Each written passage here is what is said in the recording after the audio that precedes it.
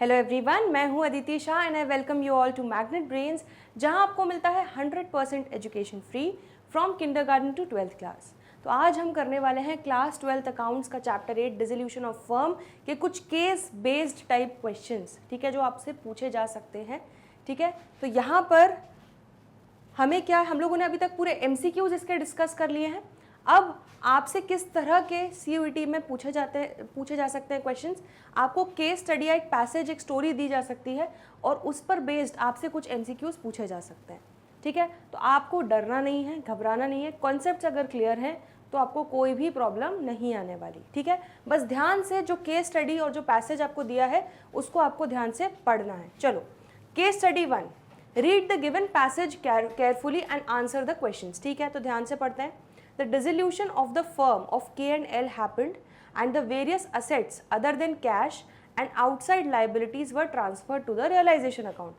तो क्या बोल रहा है, K और L फर्म है, उनका डिसोल्यूशन हो रहा है, उसके सारे असेट्स, बस कैश को छोड़ के बाकी जो असेट्स थे, क्योंकि वो ऑब्वियसली लिक्विड फॉर्म में है कैश, बाकी जितने भी रियलाइज होने थे उनको हमने कहाँ पर ले जाकर मार दिया, रियलाइजेशन अकाउंट में ट्रांसफ़र कर दिया। एंड सिमिलरली जितनी भी आउटसाइड या थर्ड पार्टी लाइबिलिटीज़ थी उनको भी हमने रियलाइजेशन अकाउंट में ट्रांसफ़र कर दिया। तो स्टेप नंबर 1 हो गया। अब एक बैंक लोन था 15,000 का, वो पे कर दिया। Stock worth 20,000 was taken over by partner L. ठीक है, तो क्लियरली बैंक लोन और जो स्टॉक, ये दोनों ही, बैंक लोन क्या है, थर्ड पार्टी आउटसाइड लाइबिलिटी, ये भी आपके रियलाइजेशन अकाउंट में जाकर मर चुका है। एंड स्टॉक भी आपका असेट्स के साथ मर चुका होगा जब आपने करेंट असेट्स को मारा होगा। आ रहा है समझ में। अब ये सेकेंड स्टेप की बात है। फर्स्ट स्टेप में आपका ये ऑलरेडी ट्रांसफर कर चुके हो, तो ये सब कुछ जा चुका है रियलाइजेशन अकाउंट में। ठीक है, अब सेकेंड स्टेप क्या हो रही है कि बैंक लोन को हम पे कर रहे हैं। चलो आगे देखते हैं। बस इतनी सी कहानी थी, इतना सा केस स्टडी था। अब देखो फर्स्ट क्वेश्चन क्या पूछा है, choose the correct journal entry for bank loan of ₹15,000 being paid. तो अभी बिना हम सोल्यूशन देखे हम यहाँ पर क्या दिमाग लगाते हैं, हम जल्दी से बता दो क्या करोगे। बैंक लोन अगर रियलाइजेशन अकाउंट में ट्रांसफ़र कर चुका है, ठीक है, तो मतलब उसकी आइडेंटिटी, उसका अस्तित्व खत्म हो चुका है। अब इसका जो भी सेटलमेंट होगा वो रियलाइजेशन अकाउंट के थ्रू ही होगा। ठीक है, समझ में आ रहा है। तो हम क्या एंट्री करेंगे, हम पे कर रहे हैं तो पैसा जा रहा है। ठीक है, तो टू बैंक या टू कैश एंट्री होगी 15,000 जाने की। और डेबिट क्या करोगे, बैंक लोन नहीं, क्योंकि बैंक लोन तो ट्रांसफ़र हो चुका है रियलाइजेशन अकाउंट में, तो हम डेबिट क्या करेंगे, रियलाइजेशन अकाउंट। ठीक है, तो एंट्री क्या हो जाएगी, realisation account debit to bank, cash और बैंक 15,000। अब देख लो यहाँ पर कौन सी एंट्री है, फर्स्ट एंट्री दिख रही है, realisation account debit to bank. तो क्लियरली आपका आंसर क्या हो जाएगा, ए। ठीक है, सिंपल है बहुत। चलो क्वेश्चन नंबर 2 पे आ जाते हैं। Choose the correct journal entry for stock worth 20,000 taken over by partner L. अब क्या हो रहा है, ये जो स्टॉक हम मार्केट में बेचने की जगह क्या कर रहे हैं, जो पार्टनर एल है उसको टेक ओवर कर रहा है। ठीक है, अगर इसको हम नॉर्मली, अभी डिसोल्यूशन भूल जाओ, नॉर्मली मार्केट में बेचते तो क्या एंट्री होती, bank account debit to sales या टू स्टॉक, ये एंट्री करते। समझ में आ रहा है। लेकिन यहाँ पर क्योंकि यहाँ पर हमें पैसा भी नहीं मिल रहा, किसको बेच दिया, एल को बेच दिया, पार्टनर एल को बेच दिया, तो यहाँ पर एल से हमें पैसा रिकवर करना है, और रिकवर करना है इसलिए उसका कैपिटल अकाउंट क्या कर देंगे, डेबिट कर देंगे। ठीक है, तो एल्स कैपिटल अकाउंट, जब भी हमें किसी पार्टनर को हमने असेट ट्रांसफ़र किया है उससे हमें पैसा लेना है, तो उसका कैपिटल अकाउंट हम क्या करते हैं, हमेशा डेबिट। तो एल्स कैपिटल अकाउंट से हम रिकवर कर लेंगे, डेबिट कर देंगे एल का कैपिटल अकाउंट स्टॉक वाले अमाउंट से 20,000 से। अब उसको स्टॉक दिया तो क्या आप स्टॉक क्रेडिट करोगे यहाँ पर, नहीं। क्यों, क्योंकि इसका अस्तित्व खत्म हो चुका है, इसको ऑलरेडी हम रियलाइजेशन अकाउंट में ले जाकर मार चुके हैं स्टेप नंबर 1 में। ठीक है, तो अब क्या करोगे, कुछ भी नहीं, जो भी रूटिंग होगी वो सब कुछ कहाँ से होगी, रियलाइजेशन अकाउंट से। तो आपकी एंट्री क्या बन जाएगी, L's capital account debit to realisation account. Simple, clear हो गया इतना। चलो देख लेते हैं इसका सोल्यूशन। तो यहाँ पर हम क्वेश्चन नंबर 2 का देख लेते हैं, L's capital account debit to realisation account. तो आपकी एंट्री नंबर ए ही आपका आंसर हो जाएगी। क्लियर हो गया इतना। ठीक है, आगे बढ़े। चलो केस स्टडी 1 कंप्लीट हो गई, केस स्टडी 2 पर आ जाते हैं। Read the given passage carefully and answer the questions. ठीक है, A, B and C 3 partners हैं, प्रॉफिट शेयर कर रहे हैं 3:1 के रेशियो में ऑन 31 मार्च 2014।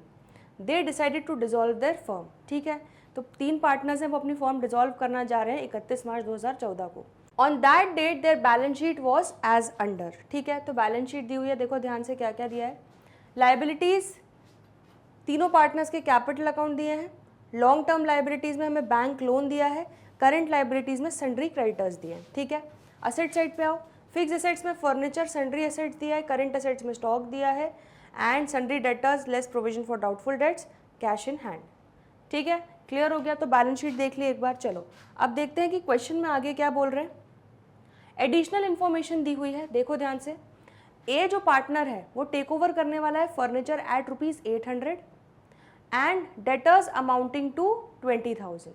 ठीक है, तो यहाँ पर ए जो है फर्नीचर भी टेक ओवर करने वाला है और डेटर्स भी टेक ओवर करने वाला है एट 17,200। ठीक है, the creditors of ₹6,000 to be paid by him at this figure.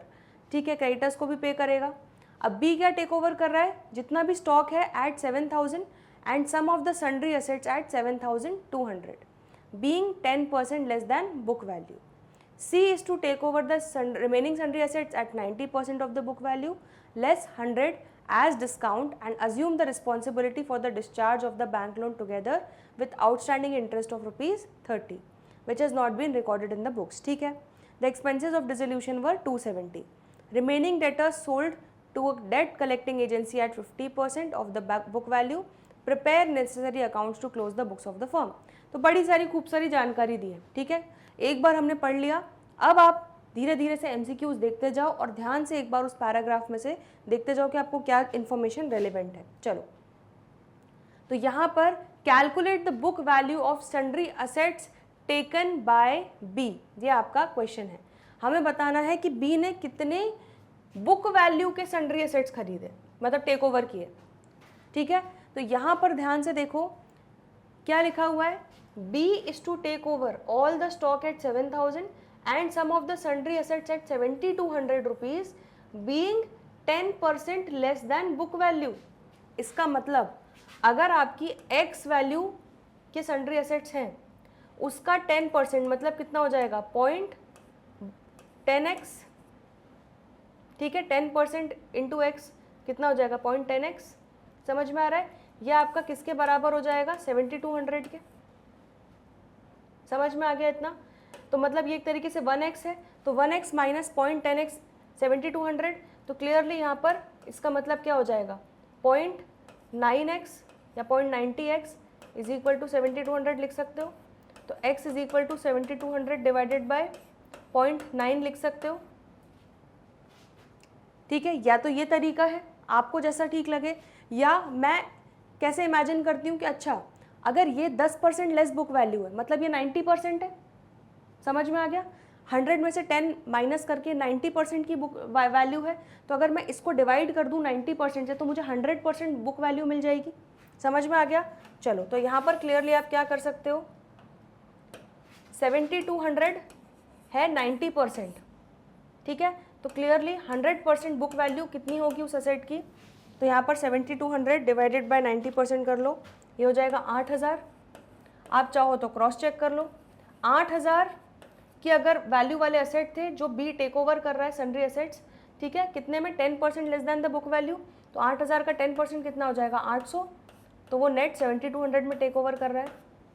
ठीक है, तो आपसे यही पूछा गया है कि जो 7,200 के उसने सन्ड्री एसेट्स टेक ओवर किए, ठीक है, उनकी एक्चुअल बुक वैल्यू क्या थी वो आपको निकालना है। तो उनकी एक्चुअल बुक वैल्यू क्या हो जाएगी 8,000। समझ में आ गया। चलो, तो यहाँ पर क्लियरली आंसर क्या हो जाएगा ए 8,000। ठीक है, उसने बोला book value of sundry assets क्या होगी जो बी ने टेक ओवर की है। चलो next question, calculate the sundry assets taken by C. अब सी ने कितने सन्ड्री एसेट्स टेक ओवर किए, देखो C is to take over the remaining sundry assets at 90% of the book value.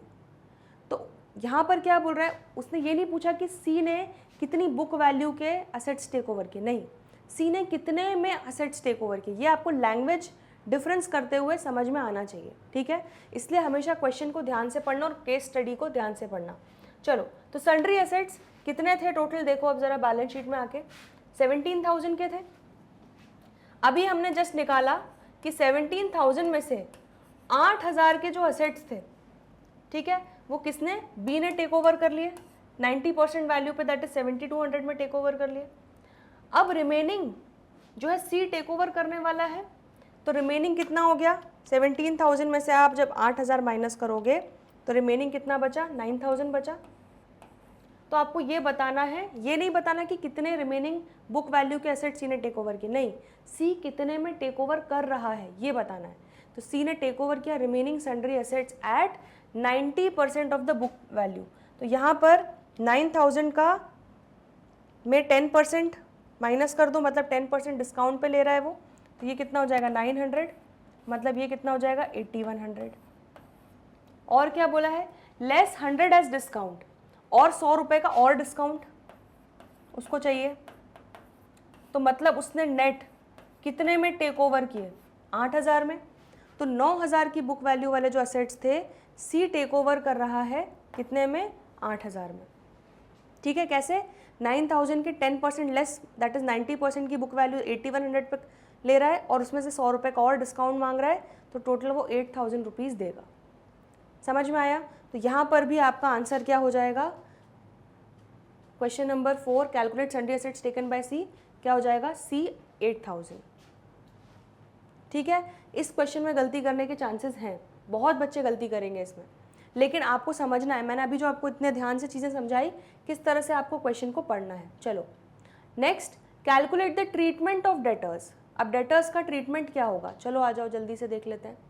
तो हमारे टोटल डेटर्स कितने थे, देखो हमारे डेटर्स थे 24,200। आपको लेस प्रोविजन नहीं लेना है, क्योंकि आप इसको रियलाइजेशन अकाउंट में अलग अलग मारते हो।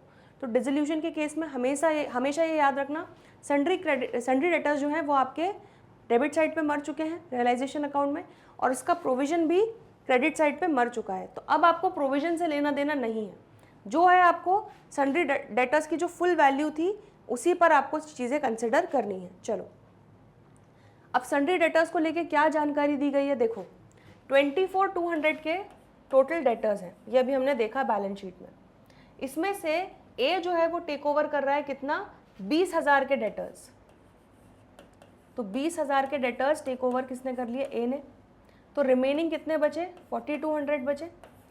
तो यहाँ पर क्या बोला गया है, remaining debtors were sold to a debt collecting agency at 50% of the book value, मतलब इसका बस हमें 50% ही रियलाइज होने वाला है।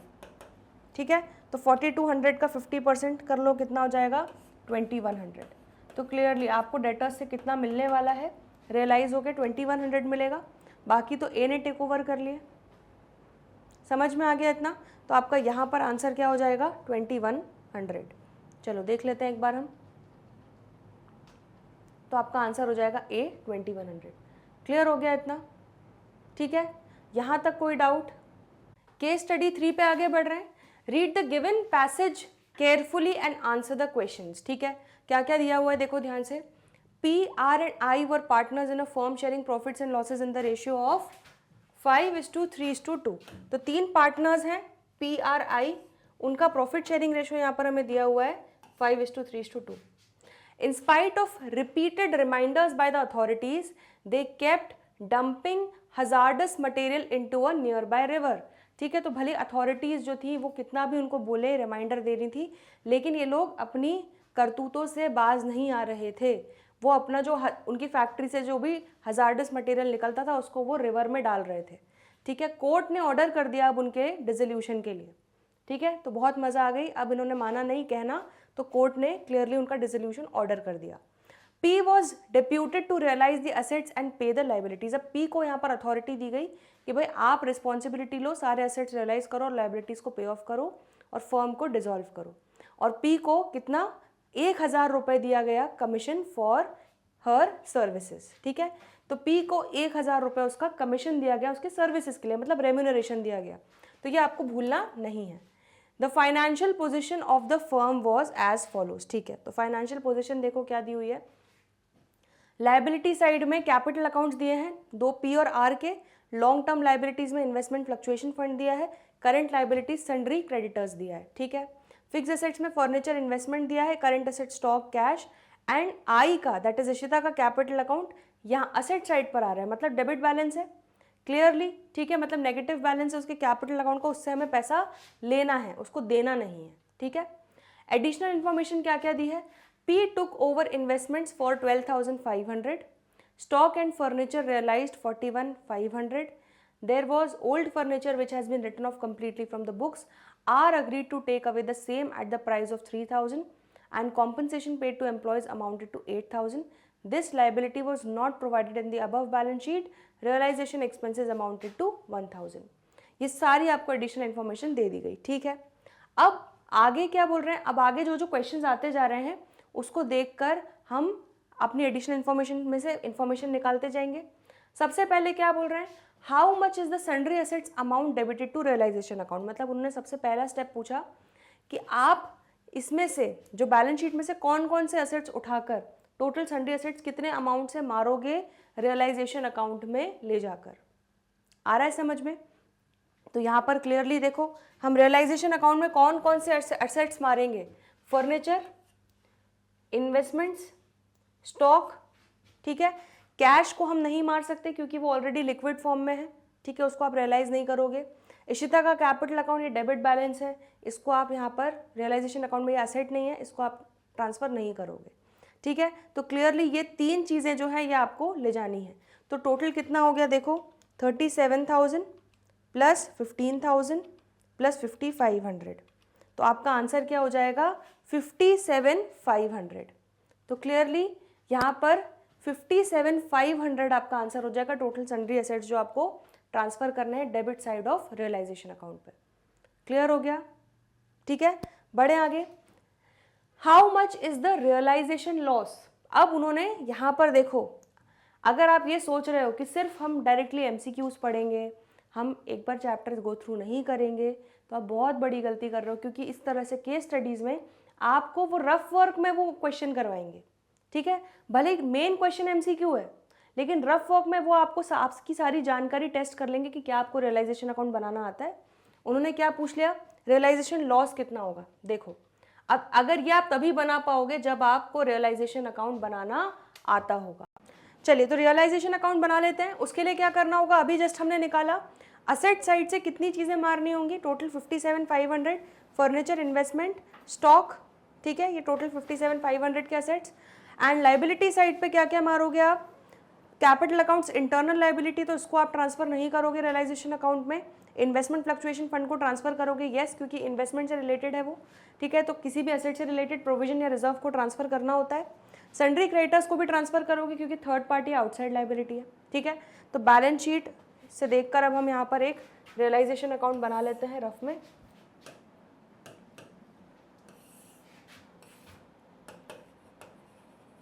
ठीक है, यहाँ पर आपको कुछ फॉर्मेट वगैरह नहीं करना है क्योंकि आपको यहाँ पर एमसीक्यू सॉल्व करना है, ये सिर्फ आपके रफ वर्क के लिए है। तो आपको निकालना है रियलाइजेशन लॉस कितना होगा, तो मैं बिल्कुल शॉर्ट में लिख रही हूँ। सन्ड्री एसेट्स टोटल कितने हो जाएंगे आपके 57,500 के, जैसा कि हमने निकाला। और आपकी लाइबिलिटीज़, इन्वेस्टमेंट, फ्लक्चुएशन, रिजर्व, ये हो जाएगा आपका 4,500 का, ठीक है, 4,500 का ही था, यस। एंड क्रेडिटर्स जो है वो आपके हो जाएंगे 10,000 के। तो स्टेप नंबर 1 कंप्लीट हो गया। अब क्या बोल रहे हैं, पी ने इन्वेस्टमेंट्स टेक ओवर की 12,500 की, ठीक है। तो एंट्री क्या हो जाएगी, पी के कैपिटल अकाउंट से वो पैसा लेंगे, रिकवर करेंगे हम, तो पीस कैपिटल अकाउंट डेबिट कर देंगे एंड क्रेडिट क्या करेंगे टू रियलाइजेशन अकाउंट। अब सन्ड्री एसेट सारे यहाँ मर चुके हैं तो सारा सब कुछ रियलाइजेशन से ही रूट होगा, तो क्लियरली रियलाइजेशन अकाउंट के क्रेडिट में यहाँ पर आ जाएगा बाय पीस कैपिटल अकाउंट, कितना 12,500। स्टॉक एंड फर्नीचर रियलाइज हुआ 41,500 में, तो ये आपका हो जाएगा बाय कैश या bank account.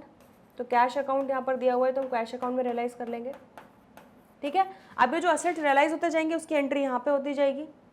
Then there was old furniture which has been written off completely from the books. एक ओल्ड फर्नीचर था जो हमने कम्प्लीटली बुक से राइट ऑफ कर दिया था, उसको आर टेक ओवर कर रहा है कितना 3,000 पे, ठीक है। तो यहाँ पर आप उसको फर्नीचर को रिकॉर्ड करने नहीं बैठोगे, आप डायरेक्टली जो एंट्री है क्या करोगे, आर्स कैपिटल अकाउंट डेबिट, उससे 3,000 लेना है टू रियलाइजेशन अकाउंट। अब सारी रूटिंग जो है वो रियलाइजेशन अकाउंट से ही होगी, तो रियलाइजेशन अकाउंट के क्रेडिट साइड में आ जाएगा आर्स कैपिटल अकाउंट।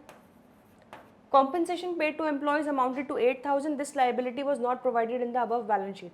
तो हमने अपने एम्प्लॉयज़ को 8,000 का कॉम्पनसेशन दिया, लेकिन इस लाइबिलिटी को हमने बैलेंस शीट में रिकॉर्ड नहीं किया था, तो अनरिकॉर्डेड लाइबिलिटी है, इसको भी डायरेक्टली कहाँ से पे कर दोगे, रियलाइजेशन से। तो realisation account debit to cash account, तो कैश अकाउंट से पेमेंट कर रहे हो कितना 8,000 रुपये, ठीक है। Then next realisation expenses amounted to 1000, तो अगेन एंट्री क्या हो जाएगी, realisation account debit to cash account 1000। साथ ही साथ आपको ये नहीं भूलना है, यहाँ पर आपका 1000 का पी को भी आपको कमीशन देना है क्योंकि वो रिस्पॉन्सिबिलिटी ले रहा है, ठीक है। तो ये भी आपका कैश अकाउंट 1000 हो जाएगा।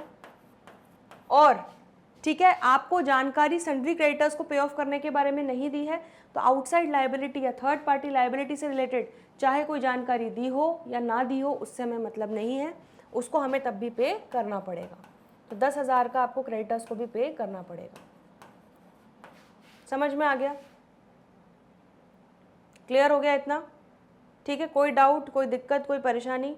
चलो अब हम फाइनली निकाल लेते हैं कि लॉस कैसे आएगा। चलो डेबिट साइड का टोटल करते हैं, 57,500 plus 8,000 plus 1,000 plus 1,000 plus 10,000 minus 4,500 minus 10,000 minus 12,500 minus 41,500 minus 3,000।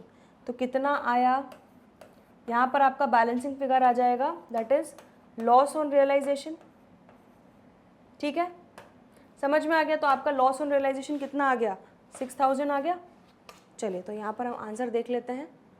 Question number 7 loss आ जाएगा, how much is the realisation loss, आपका आंसर हो जाएगा ए 6,000। क्लियर हो गया क्वेश्चन नंबर 7, यहाँ तक कोई डाउट? चलो क्वेश्चन नंबर 8 देखो। अब यहाँ पर कैश अकाउंट बना हुआ है, ठीक है। तो कैश अकाउंट में ओपनिंग बैलेंस 9,000 रुपये है, उसके अलावा क्या क्या दिया हुआ है देखो। यहाँ पर कैश अकाउंट में देख लेते हैं हम सही बनाया है कि नहीं उन्होंने। कैश अकाउंट में आपका ओपनिंग बैलेंस 9,000 था, इसके अलावा देखो ध्यान से रियलाइजेशन अकाउंट के थ्रू आपका यहाँ पर टोटल आपको कितना पैसा मिला, 41,500। तो देखो इतने अमाउंट से आपका कैश अकाउंट डेबिट हो गया 41,500 से। कितना अमाउंट आपने पे किया, तो ये देखो यहाँ पर आप टोटल 9, 10, टोटल आपने 20,000 पे किया, ये 20,000 होगा, गलत दिया हुआ है, ठीक है। तो 20,000 होगा। एंड बाय पीस कैपिटल ये हो जाएगा आपका 12,500।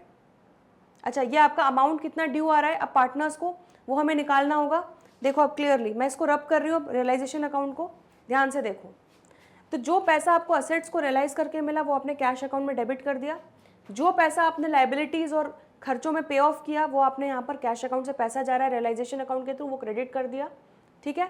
इसके अलावा अब देखो ध्यान से क्या हो रहा है यहाँ पर, P's capital account, R's capital account और आईस कैपिटल अकाउंट, तीनों पार्टनर्स के कैपिटल अकाउंट दिए हैं। आ रहा है समझ में? यहाँ पर क्वेश्चन मार्क लगा हुआ है, इसका मतलब हमें निकालना होगा कहीं ना कहीं कि भाई आई से कितना पैसा मंगवाना है और आर को कितना पैसा देना है। समझ में आया इतना? ठीक है। जैसे लास्ट में हम क्या करते हैं, पार्टनर्स कैपिटल अकाउंट का जो भी एडजस्टमेंट होता है, उनका जो भी अमाउंट ड्यू निकलता है या उनसे जो लेना बनता है वो फिर हम कैश अकाउंट से एडजस्ट कर लेते हैं, ठीक है। समझ में आ गया? चलो find out the amount to be debited to cash account. देखो सही बोला उन्होंने, हमें निकालना है कि कितना अमाउंट आप डेबिट करोगे कैश अकाउंट में, हमें यहाँ पर निकालना पड़ेगा ये क्वेश्चन मार्क। चलो तो यहाँ पर कैसे निकालेंगे अब देखो ध्यान से। आई मतलब इशिता का कैपिटल अकाउंट, इसका डेबिट बैलेंस कितना था, 18,000 था, ठीक है। तो चलो यहाँ पर रफ में हम बना लेते हैं, 18,000 PRI, ये भी PRI,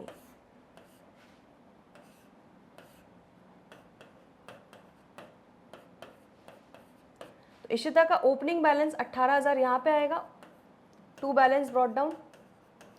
अब इसके साथ और क्या एडजस्टमेंट, उसने कुछ टेक ओवर तो किया नहीं, हाँ, लेकिन उसको लॉस ऑन रियलाइजेशन जो अभी हमने 6,000 निकाला उसमें उसका कितना रेशियो है वो देख लेते हैं एक बार। 5:3:2 है, तो 2/10 हो जाएगा इशिता का रेशियो, ठीक है। तो यहाँ पर 6,000 का 2/10 कितना हो जाएगा, 1,200, ठीक है। तो 6,000 रियलाइजेशन लॉस को आप तीनों पार्टनर्स में यहीं पर डिवाइड कर दो, 5/10 3,000 पी बियर करेगा, 2/10 आर 3/10 आर 1,800 एंड 2/10 आई 1,200। तो लॉस ऑन रियलाइजेशन बियर कर लिया। चलो अब आपको निकालना है टोटल इशिता, तो इशिता को 18,000 उससे हमें उसका कैपिटल अमाउंट जो डेबिट बैलेंस आ रहा है वो लेना है, प्लस 1200 का लॉस भी वो बेयर करेगी। तो टोटल इशिता से हम कितना मंगवाएंगे 19200, क्योंकि क्रेडिट कुछ भी नहीं हो रहा है। समझ में आ रहा है? तो कैपिटल अकाउंट बनाना आता है, बहुत सिंपल है। मैंने रियलाइज आपका ये डिसोल्यूशन चैप्टर में पूरे फुल फ्लेज क्वेश्चंस करवाए हैं। कुछ क्वेश्चंस देख लोगे, ठीक है, तो आपको अच्छे से समझ में आ जाएगा हम क्या कर रहे हैं। बट जिन बच्चों ने अच्छे से किया है उनको बहुत ज़्यादा आसानी हो रही होगी इन क्वेश्चंस को करने में। चलो, तो 19200 टोटल हमें इशिता से मंगवाना होगा। चलो, तो यहाँ पर आंसर देख लेते हैं हम। यहाँ पर find out the amount to be debited to cash account, तो to I's capital account 19200, to I's capital account Ishita से 19200 मंगवाना होगा। ठीक है, तो क्लियरली आपका आंसर हो जाएगा A. Find out the amount to be credited from cash account. अब देखो, क्रेडिटेड फ्रॉम कैश अकाउंट मतलब बाय आर्स कैपिटल अकाउंट निकालना है। चलो, तो आर की जो भी जानकारी दी है वो हम लिख लेते हैं। आर का कैपिटल अकाउंट का ओपनिंग बैलेंस कितना है 30,000। चलो, तो यहाँ पर ओपनिंग बैलेंस आर का है 30,000। ठीक है, तो यहाँ पर लिख देंगे बाय बैलेंस ब्रॉट डाउन। फिर आर ने कुछ टेक ओवर भी किया। आर ने 3000 रुपये क्या का फर्नीचर अनरिकॉर्डेड असेट जो है वो टेक ओवर किया है। ठीक है, बस यही था। तो टोटल अब देखो आर का कितना हो जाएगा 30,000 उसका कैपिटल का अमाउंट देना है, सॉरी 3000 का उसने असेट टेक ओवर किया तो वो यहाँ आएगा। ठीक है, तो 3000 का असेट टेक ओवर किया है तो उससे रिकवर करेंगे, आर्स कैपिटल अकाउंट डेबिट होगा। ठीक है, तो यहाँ पर 30,000 तो उसको कैपिटल का अमाउंट देना है, माइनस 1800 रुपये जो है वो लॉस बेयर करेगा, लॉस बेयर करेगी रियलाइजेशन का, एंड माइनस 3000 उसको फर्नीचर का देना पड़ेगा। तो आर को हम नेट रीपे करेंगे कितना 25,200। समझ में आ रहा है? मैं फिर से रिपीट कर रही हूँ। आर का 30,000 कैपिटल बैलेंस था। ठीक है, उसमें से 1800 का लॉस हुआ वो माइनस कर देंगे, माइनस 3000 उससे लेने हैं फर्नीचर के वो भी माइनस कर देंगे। रिमेनिंग 25,200 रुपये उसको अब हमें नेट पे ऑफ करना है, जो हम कैश से पे कर देंगे। इसलिए कैश अकाउंट के क्रेडिट साइड में पेमेंट साइड पे दिखेगा आपको क्या आर का 25,200। तो यहाँ पर क्लियरली जो आर्स कैपिटल अकाउंट बोला गया है यहाँ पर क्या आएगा, यहाँ पर 25,200 आएगा। चलो, तो आंसर देख लेते हैं। तो बाय आर्स कैपिटल अकाउंट 25,200 हो जाएगा, ऑप्शन नंबर ए। क्लियर हो गया इतना? ठीक है, तो ये केस स्टडी अच्छी थी, इसमें आपका सब कुछ टेस्ट किया गया है। अब आ जाते हैं जल्दी से case study number 4। Read the given passage carefully and answer the questions. Verma and Sharma were partner sharing profits in the ratio of 3:1 on 31 March 2019। Their balance sheet was as follows. ठीक है, तो यहाँ पर बैलेंस शीट दी हुई है वर्मा शर्मा की, capital accounts, current liabilities दी है, सन्ड्री क्रेडिटर्स 70,000, फिक्स एसेट्स दिए हैं, land and building, machine, current assets, sundry debtors and cash at bank. ठीक है, the firm was dissolved on 1 April 2019 and the assets and liabilities were settled. Creditors 50,000 के जो थे वो उन्होंने land and building take over कर लिया in full settlement of the claim. Remaining creditors जो थे वो हमने कैश में पे कर दिए। मशीन को हमने बेचा at a depreciation of 30%। Debtors को कलेक्ट किया at a cost of 500। Expenses of realisation थे 1700। तो यहाँ पर क्या पूछ रहे हैं, which is the correct journal entry for assets being transfer to realisation account. मतलब इससे आसान तो कुछ हो ही नहीं सकता। क्या बोला है कि रियलाइजेशन अकाउंट में असेट्स को ट्रांसफर, असेट्स को मारने की एंट्री क्या होगी, realisation account debit, debit side पे हम सारे असेट्स को भेजेंगे और असेट्स को मार रहे हैं इसलिए क्रेडिट करते जाएंगे असेट। तो realisation account debit to land and building, to machine 60,000 and to sundry debtors. Cash at bank को नहीं भेजेंगे क्योंकि ऑलरेडी लिक्विड फॉर्म में। ठीक है, तो ये आपकी एंट्री हो जाएगी। तो realisation account debit to land and building 70,000, to debtors 80,000, to machine 60,000। तो ये बिल्कुल परफेक्ट एंट्री है। ठीक है, तो यहाँ पर अमाउंट चेक कर लो एक बार। लैंड एंड बिल्डिंग 70,000 है, मशीन 60 एंड डेटर्स 80। तो ये अमाउंट देख लो, हाँ ये परफेक्ट है। ठीक है, तो क्लियरली यहाँ पर आपका सही आंसर क्या हो जाएगा, ए। ठीक है, क्वेश्चन नंबर 9 भी क्लियर है। तो इसके ए बी सी डी तीनों ऑप्शंस हैं, तो यहाँ पर आपको सही ऑप्शन चूज करना है। ठीक है, तो बस ये इतना सा ही केस था, बड़ा ही सिंपल सा। तो जल्दी से देख लो, अभी तक कोई डाउट हो तो पूछ लो। आगे बढ़ते हैं अगली केस स्टडी 5 पर। Read the given passage carefully and answer the questions. Sudha agreed to pay off her husband's loan 19,000. A debtor whose debt of rupees 9,000 was written off in the books paid 7,500. In full settlement, ठीक है। तो सुधा एक partner होगी, उसने अपने husband का loan 19,000 पे of करने का प्रॉमिस किया, वो पे ऑफ कर रही है। एंड डेटर जो था 9,000 का, उसको हम बुक्स में राइट ऑफ कर चुके थे, हम भूल चुके थे कि भाई इससे कुछ पैसा आएगा, उसने हमें 7,500 दे दिया। Shiva took over all investments at 13,300। Shiva जो अनदर पार्टनर होगा, उसने 13,300 का इन्वेस्टमेंट्स टेक ओवर कर लिया। सन्ड्री क्रेडिटर्स 10,000 के थे, जिनको पे ऑफ किया है 9% डिस्काउंट पे। रियलाइजेशन एक्सपेंसेस 3,400 हुए, that were paid by Sudha, for which she was allowed 3,000। Loss on realisation 9,400 था, which was divided between Sudha and Shiva in 3:2 ratio, ठीक है। तो ये सारी जानकारी दी गई है। अब देखो किस तरह के क्वेश्चन हैं। यहाँ पर आप जैसे ध्यान से देखोगे, जर्नल एंट्री की हुई है, ठीक है, और यहाँ पर अमाउंट नहीं दिया है, क्वेश्चन मार्क दिया है उसकी जगह, और यहाँ पर आपको नरेशन दे दी गई है। तो आपको नरेशन से जज करना है कि ये किस चीज़ से रिलेटेड जर्नल एंट्री है और उसका अमाउंट क्या होगा, ठीक है। चलो, तो बड़ा इजी और मज़ेदार है। क्या है? Realisation account debit to Sudha's capital account. यहाँ क्या लिखा है? Being Sudha's husband's loan paid by Sudha, ठीक है। तो सुधा अपने हस्बैंड का लोन क्या कर रही है? पे ऑफ कर रही है। तो उसके हस्बैंड का लोन रियलाइजेशन अकाउंट में हम ट्रांसफर कर चुके होंगे, मारा होगा। क्यों? क्योंकि ये आउटसाइड लाइबिलिटी है। पार्टनर का अगर कोई भी रिलेटिव है, उसको थर्ड पार्टी आउटसाइड लाइबिलिटी मानेंगे। समझ में आ रहा है इतना? ठीक है। तो जब वो उसको पे ऑफ करेगी, यहाँ पर हम पे ऑफ करते तो क्या करते? Realisation account debit to bank, but हमारे बिहाफ पे, फर्म के बिहाफ पे सुधा उसको पे ऑफ कर रही है, तो एंट्री क्या हो जाएगी? Realisation account debit to bank की जगह टू सुधास कैपिटल हो जाएगा, क्योंकि हमको उसको वो पैसा लौटाना पड़ेगा जो उसने हमारे बिहाफ पे लोन चुकाया है। आ रहा है समझ में?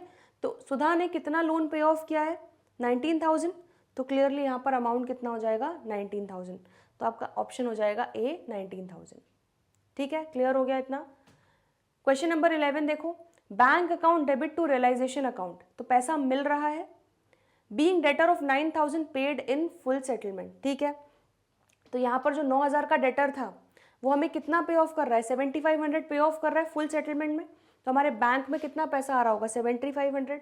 तो क्लियरली यहाँ पर अमाउंट क्या हो जाएगा? Bank account debit 7,500 to realisation account 7,500। तो आपका ऑप्शन क्या हो जाएगा? ए। ठीक है, क्लियर हो गया? Question number 12, Shiva's capital account debit to realisation account. तो यहाँ पर बीइंग इन्वेस्टमेंट टेक ओवर, तो यहाँ पर शिवा जो इन्वेस्टमेंट टेक ओवर कर रही है, ठीक है, तो उतना उसके कैपिटल अकाउंट से रिकवरी की जाएगी एंड रियलाइजेशन अकाउंट को क्रेडिट करेंगे, क्योंकि इन्वेस्टमेंट्स को हम ऑलरेडी मार चुके हैं। तो यहाँ पर कितने में टेक ओवर कर रही है? Shiva took over all investments at 13,300। तो क्लियरली यहाँ पर एंट्री क्या हो जाएगी? Shiva's capital account debit by 13,300 to realisation account 13,300।